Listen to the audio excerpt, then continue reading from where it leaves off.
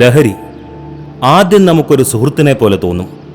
എന്നാൽ ഒരൊറ്റ നിമിഷത്തെ സുഖം മാത്രം വാഗ്ദാനം ചെയ്യുന്ന വ്യാജ സുഹൃത്താണത്. അതുകൊണ്ട് നിങ്ങളോട് പറയാനുള്ളൊരു കാര്യം, ലഹരിയുമായി ബന്ധപ്പെട്ട എന്തൊക്കെയോ കാര്യങ്ങളെക്കുറിച്ച് നിങ്ങൾക്കറിവ് കിട്ടിയിട്ടുണ്ട്.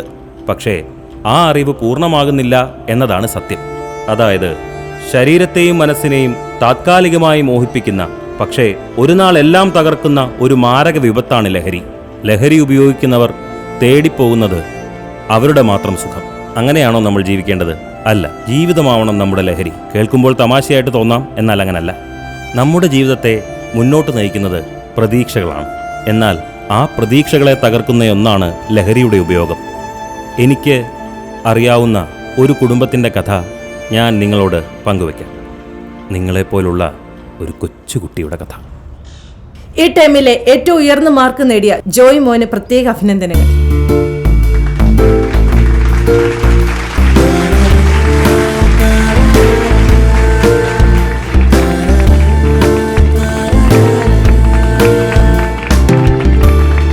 മോന്റെ പപ്പ വന്നില്ലേ?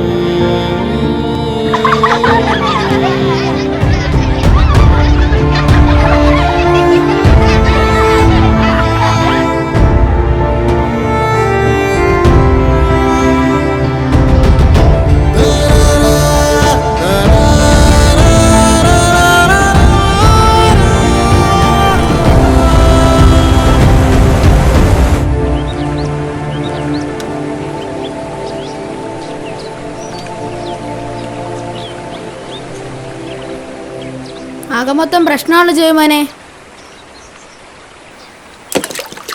അതെ അതെ, വീട്ടിലും സ്കൂളിലൊക്കെ പ്രശ്നമാണെന്നാണല്ലോ കേട്ടത്. അല്ലേലും ഇവന്റെ കാര്യം എന്തൊരു കഷ്ടമാ. അമ്മയോ ഇല്ല, അപ്പനാണെങ്കിൽ ഏത് നേരവും ഫിറ്റ്. അതേനെ, എന്തെങ്കിലും മേടിക്കണമെങ്കിൽ 10 പൈസ അവൻ്റെ കയ്യിലില്ല.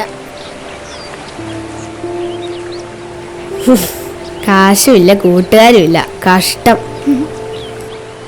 നിർത്തടാ, എൻ്റെ അപ്പൻ അങ്ങനെയാ. പക്ഷെ എനിക്ക് കൂട്ടുകാരൻ വേണം, കാശും വേണം. നീ തരുമോ? വിഷമിക്കാതെ നീയാ, നിനക്ക് വേണ്ടത് കാശല്ലേ, അത് ഞാൻ തരാം. എന്നാ തൽക്കാലം ഇത് പിടി. പക്ഷെ ചെറിയൊരു കാര്യം, ഞാൻ പറയുന്ന സ്ഥലത്ത് നീ ഇതൊന്ന് എത്തിക്കണം, അത്രേ ഉള്ളൂ. ഓക്കെ?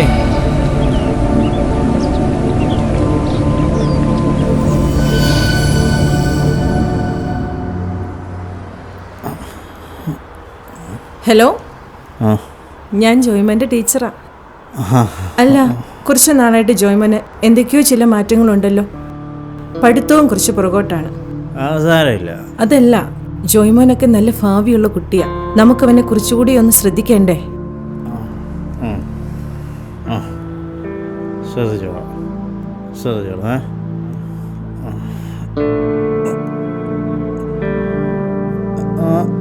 ടീച്ചറല്ലേ എനിക്ക്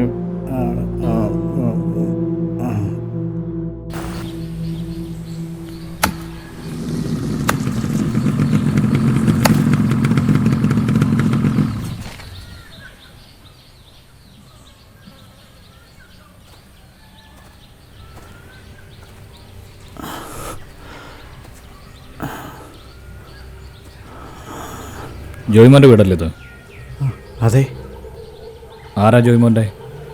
അച്ഛനാ. ഞാനിവിടെ ടൗൺ സ്റ്റേഷനിൽ നിന്നാണ്. കുറച്ചു കാലമായി ഇവിടെയൊക്കെ ലഹരി മരുന്നിൻ്റെ ഉപയോഗവും കച്ചവടം കൂടുതലാണെന്ന് പറഞ്ഞു. 1-2 പേരെയൊക്കെ പിടിച്ചിട്ടുണ്ട്. അന്വേഷിച്ച് വന്നപ്പോൾ നിങ്ങളുടെ മകനും അതിൽ പങ്കെടുത്ത് കിട്ടി. അതാ വന്നത്. അവൻ കുഞ്ഞു കുട്ടിയാ സാറേ. അവനെങ്ങനെ വന്നു?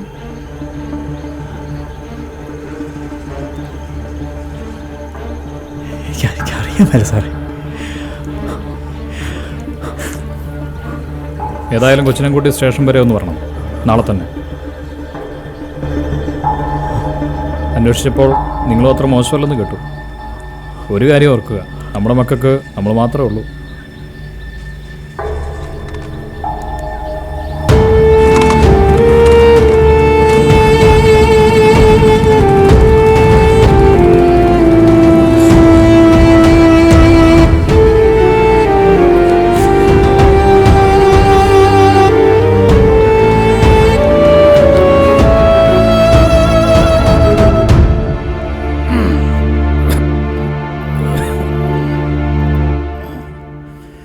പപ്പ, എനിക്ക് സമ്മാനം കിട്ടി.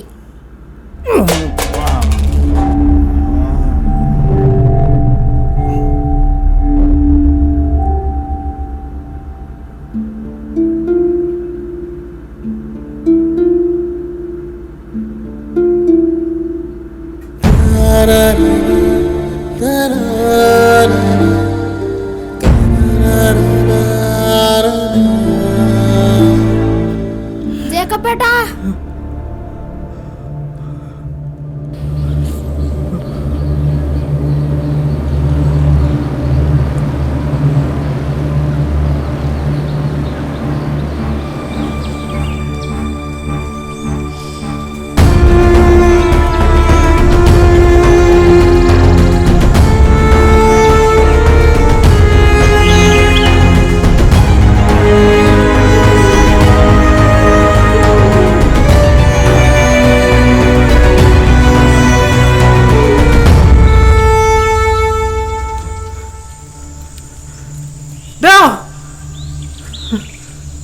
നീ എന്താ വീട്ടിലോട്ട് വരാത്തെ?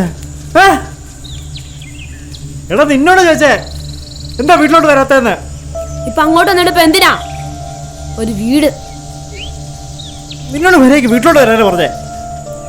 ഇല്ല, ഞാൻ എങ്ങോട്ടും ഇല്ല, ഞാൻ എങ്ങോട്ടും ഇല്ല. നീ എന്താ ഇങ്ങനെയൊക്കെ പറയുന്നേ? പിന്നെ എങ്ങനെ പറയണം? എനിക്ക് ആരെങ്കിലും ഉണ്ടോ? അപ്പോഴെപ്പോഴും കുടിച്ചു കിടക്കാനുള്ള ഇഷ്ടം. നേരത്തെ വീട്ടിൽ വെച്ചാൽ മതിയായിരുന്നു, ഇപ്പൊ സ്കൂളിലും. എന്നോട് ആർക്കും ഇഷ്ടമില്ല, അപ്പനും ഇഷ്ടമില്ല, കൂട്ടുകാർക്കും ഇഷ്ടമില്ല. എൻ്റെ അമ്മ ഉണ്ടായിരുന്നെങ്കിൽ ഇങ്ങനെ ഒന്നും വരില്ലായിരുന്നു. ഇനി ഞാൻ എനിക്ക് ഇഷ്ടമുള്ള പോലെ ചെയ്തോളാം. പെട്ടെന്ന് വലിയവനാകണമെന്നായിരുന്നു ആഗ്രഹം. ആ വാശിക്ക് നല്ലതും ചീത്ത ഒരുപാട് വഴിയിലൂടെ പോയി. അതിനിടയിൽ നിൻ്റെ അമ്മയും കൂടെ കൂട്ടി, പിന്നീട് നിന്നെയും കിട്ടി. സന്തോഷമായിരുന്നു അന്നൊക്കെ. പെട്ടെന്നുണ്ടായ സാമ്പത്തിക തകർച്ച എന്നെ മദ്യപാനിയാക്കി. അതിനിടയിൽ പെട്ടെന്നുണ്ടായ നിൻ്റെ അമ്മയുടെ വേർപാട് എന്നെ തളർത്തി. പിന്നീട് അങ്ങോട്ട് ജീവിതമെല്ലാം കൈവിട്ടുപോയി. ഈ നശിച്ച ശീല കാരണം നിന്നെപ്പോലും ഒരുപാട് വേദനിപ്പിച്ചിട്ടുണ്ടെന്ന് എനിക്കറിയാം. എന്നാലും പ്രതീക്ഷയായിരുന്നു നീ.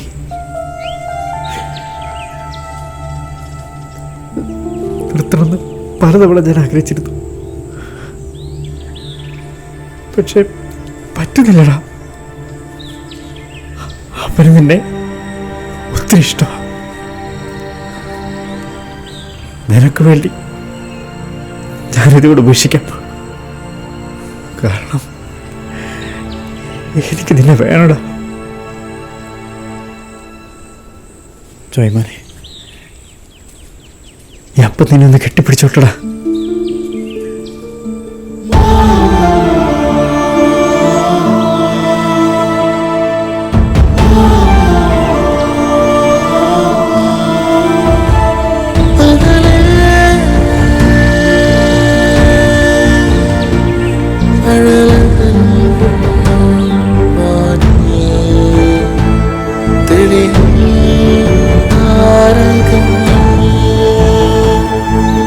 ും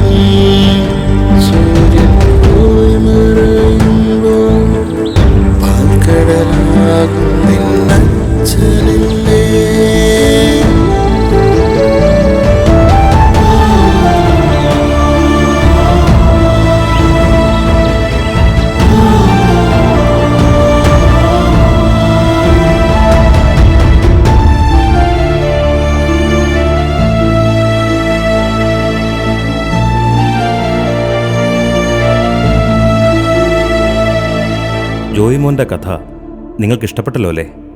ഈ കഥ ഒരു പാഠമാണ്. അധ്യാപകരും മാതാപിതാക്കളും ഒരുമിച്ച് കൈകോർത്താൽ ഓരോ കുട്ടിയുടെയും ജീവിതം വിജയിക്കും എന്ന പാഠം. പിന്നെ കുട്ടികളോട് പറയാനുള്ളൊരു കാര്യം, ലഹരിയെക്കുറിച്ച് എന്തെങ്കിലും അറിവ് കിട്ടിയാൽ നിങ്ങൾ നിങ്ങളുടെ മാതാപിതാക്കളോടോ അധ്യാപകരോടോ പോലീസ് ഉദ്യോഗസ്ഥരോടോ തുറന്ന് സംസാരിക്കണം. ഇപ്പോൾ നിങ്ങൾക്ക് എൻ്റെ പേരറിയാം, ജോയ് ടി ജേക്കബ്. ചെറുപ്പത്തിൽ എന്നെ എല്ലാവരും വിളിച്ചിരുന്നത് ജോയ് മോൻ എന്നാണ്. നിങ്ങൾ ഇത്രയും നേരം കേട്ടത് എൻ്റെ കഥയാണ്.